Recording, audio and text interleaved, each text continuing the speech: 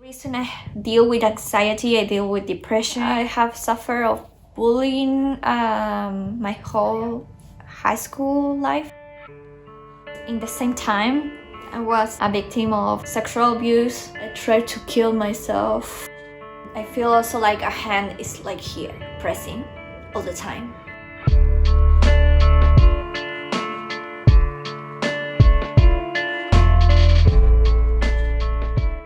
I'm Carolina Hantke. I'm from Chile and I have been an exchange student, but now I'm doing my internship at the international office of Hochschule Medien. I have been a graduated student from journalism since December. Being homesick is one of the main problems. I miss my family a lot, especially now because we have 6 hours difference. So it's really hard to keep in touch with your family and your friends. Bien. I have been diagnosed with chronic anxiety, and basically is an anxiety that can born because of traumatic experience. So I need to go to therapy and keep talking with psychologists all the time. Yes, I have had traumatic experiences. I have suffered of bullying my whole high school life, and in high school when I was 16 I had to change schools because when I was in primary school the bullying was because I was like a really good student and I was like an easy target, I think, because I was like really small. The things they told me and did to me, they were so harsh that until now, if I was in Chile now, I would be scared to go out and to meet them in the street. In the same time, I was a victim of sexual abuse by a cousin. So my family is basically broken after they got to know this, because he abused me since I was 3 until I was 15, 16 years old.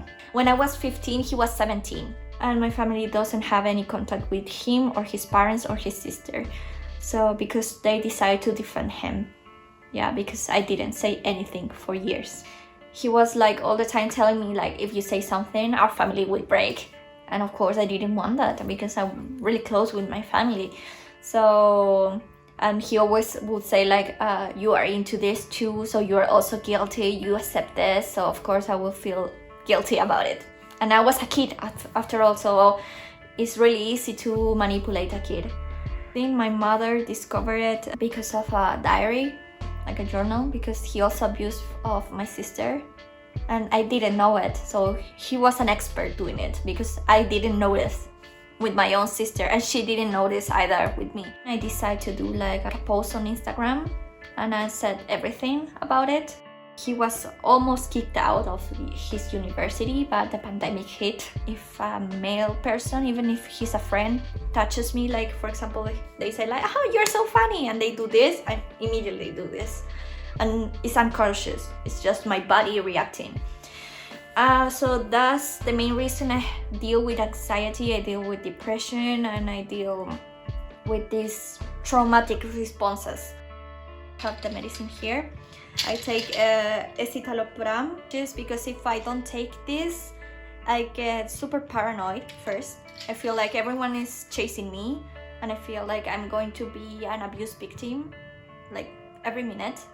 Like if I don't take this, I will go outside and every man I see is possibly a bad person that wants to do something bad to me. And I will also scratch myself. I remember before taking this, I will have my arms practically destroyed because I will scratch all day, every day. So I had like the skin open and everyone was looking at me like, what happened to you? Basically, it's just that my body doesn't regulate itself automatically. And it's called dysautonomia. There's a medicament for that, but it's too expensive. It's like 100 euros per month. So I just have to live with that. And of course, feeling that way all day and then having like an anxiety attack is like a bomb for me. Yeah, basically it's like really tiring to live in this body because, well, I cannot control things.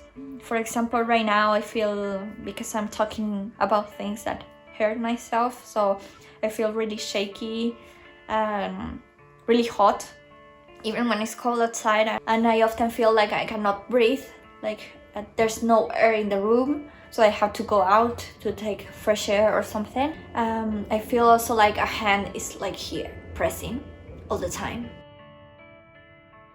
And when I have had panic attacks, I usually put my face against the bed and I scream. When I was 16 also, this will sound harsh, but since I was bullied and also I had like sexual abuse thing, I tried to kill myself a few times. But then I decided to talk with my parents, and then they changed me schools, and I finally in that new school I met a few good friends. Even my best friend is from that school.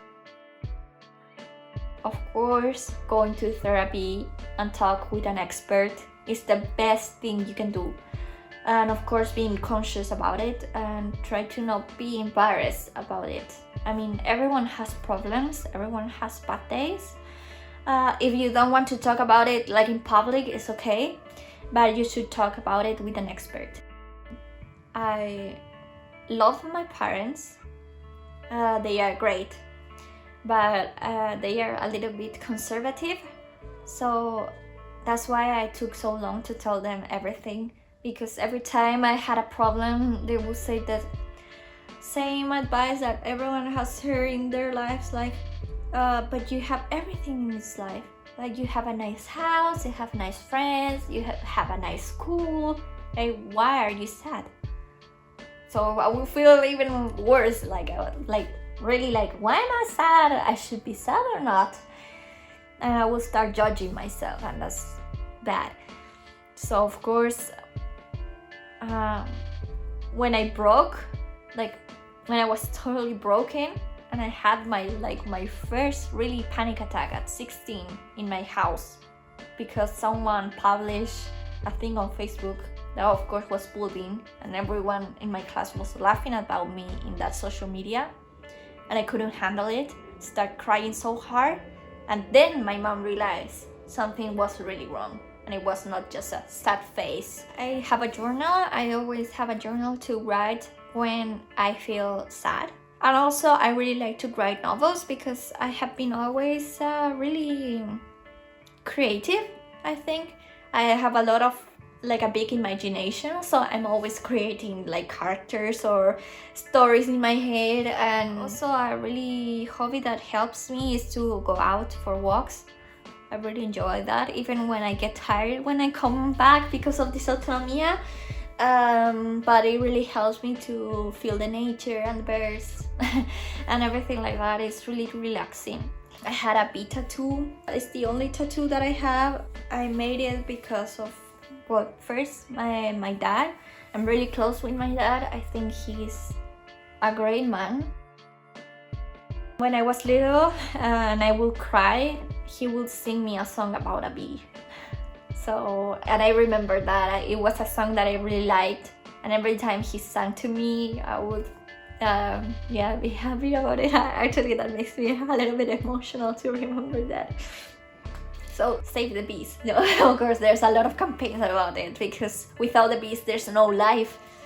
And if I'm here, it's because I decide to keep alive. And if I try to kill myself once, then I realized that I had a purpose here, and I could help other people to not commit the same mistakes like me.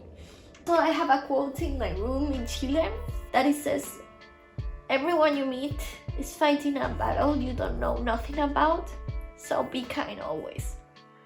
And that helps me, because I know many people has been really mean to me, but I try to forgive and not to live with hate.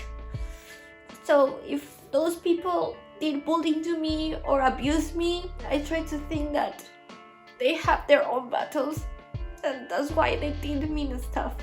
For example, right now, having the plan to apply to a master and stay in Germany and live here because I really like it, keeps me motivated to wake up every day and study and meet friends and keep working hard, etc.